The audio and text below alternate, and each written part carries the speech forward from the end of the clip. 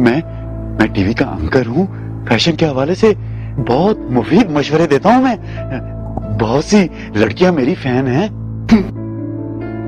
आप कौन है?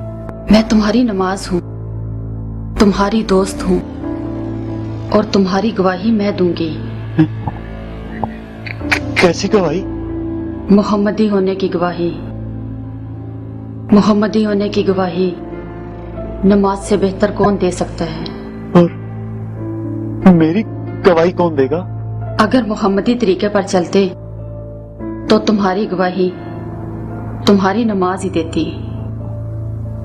जिसकी गवाही कोई न दे, उनके साथ क्या करते हैं ये लोग? बहुत बुरा ठिकाना है और लगता है तुम्हारा वक्त भी पूरा हो चुका है।